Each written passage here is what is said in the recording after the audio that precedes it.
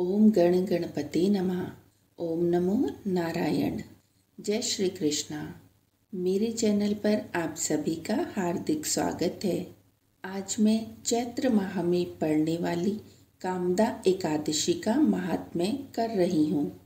महात्म्य पाठ आरंभ करने से पहले आप सभी से अनुरोध है, जो भी मेरे चैनल पर नए जुड़े हैं वो मेरे चैनल को लाइक, शेयर और सब्सक्राइब कर लें और बेल आइकन को दबाकर उसे ऑल पर सेट कर लें। अब हम अपना कामदा एकादशी व्रत महात्म्य आरंभ करते हैं। धर्मराज युधिष्ठिर बोले कि हे भगवान, आपका कोटि बार प्रणाम है। आपसे निवेदन करता हूँ, आप कृपा कर चैत्र माह के शुक्ल पक्ष की एकादशी का वर्णन कीजिए।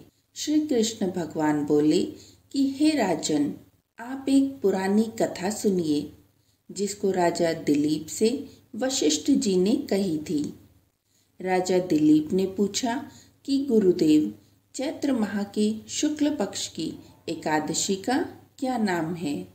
इसमें किस देवता की पूजा होती है तथा इसकी विधि क्या है? सो कहिए। महर्षि वशिष्ठ बोले कि हे राजन, चैत्र माह के शुक्ल पक्ष की एकादशी का नाम कामदा है। यह पापों को नष्ट कर देती है और पुत्र की प्राप्ति होती है। इसके व्रत से कुयोनि छूट जाती है और अंत में स्वर्ग की प्राप्ति होती है। अब मैं इसका महात्म्य कहता हूँ, ध्यानपूर्वक सुनो। प्राचीन काल में एक भोगीपुर नामक नगर में पुंडरीक नामक एक राजा राज्य करता था। वहाँ अनेकों अप्सरा, गंधर्व, किन्नर आदि वास करते थे। उसी जगह ललिता और ललित नाम के दो स्त्री पुरुष अत्यंत वैभवशाली घर में निवास करते हुए विहार किया करते थे। एक समय राजा पुंडरीक गंधर्वों सहित एक सभा में क्रीड़ा कर रहे थे। उस जगह ललित गंधर्व भी उनके साथ गाना गा रहा था और उसकी प्रियतमा ललिता उस जगह नहीं थी। इससे वह उसको याद करने के कारण अशुद्ध गाना गाने लगा।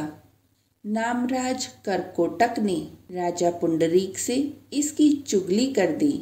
इस पर राजा पुंडरीक ने ललित को श्राप दे दिया कि अरे दुष्ट, तू मेरे सामने गाता हुआ भी अपनी स्त्री का स्मरण कर रहा है। इससे तू कच्चे मांस और मनुष्यों को खाने वाला राक्षस होगा। राजा पुंडरीक के श्राप से वह ललित गंधर्व उसी समय एक विकराल राक्षस हो गया। उसका 8 योजन का शरीर हो गया। राक्षस हो जाने पर उसको महान दुख मिलने लगे। अपने कर्म का फल भोगने लगा।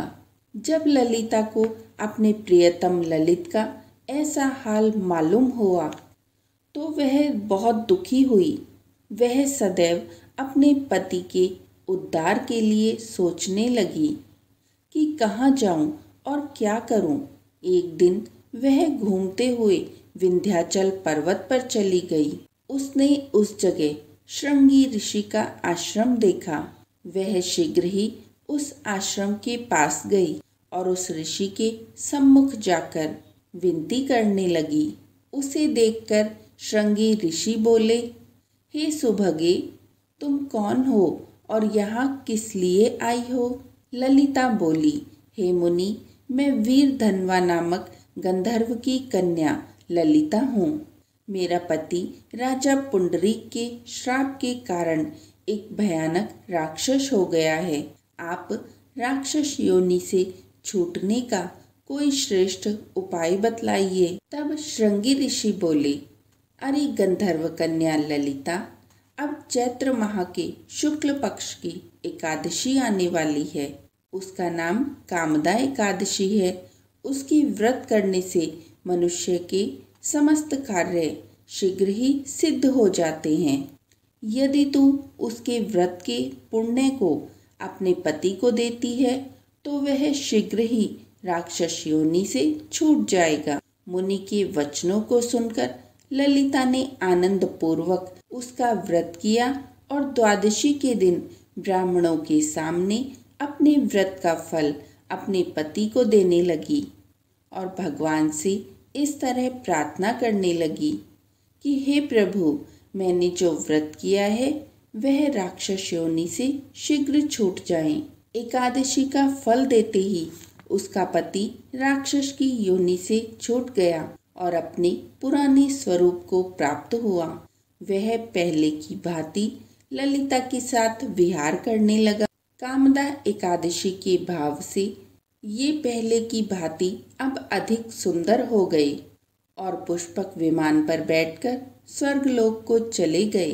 हे राजन, इस व्रत को विधि पूर्वक करने से सब पाप नष्ट हो जाते हैं। इसके व्रत से मनुष्य ब्रह्म हत्या इत्यादि के पाप और राक्षस आदि की योनि से छूट जाते हैं। इसकी कथा व महात्म्य के श्रवण और पठन से वाजपेयी यज्ञ का फल प्राप्त होता है। इस प्रकार ये कामदा एकादशी महात्म्य व्रत कथा यहीं समाप्त होती है। आशा है आपको पसंद आई होगी। कोई त्रुटि हो गई है तो क्षमा कीजिए। एकादशी व्रत की सभी भक्तों को शुभकामनाएं। बोलिए नारायण नारायण। जय श्री कृष्णा।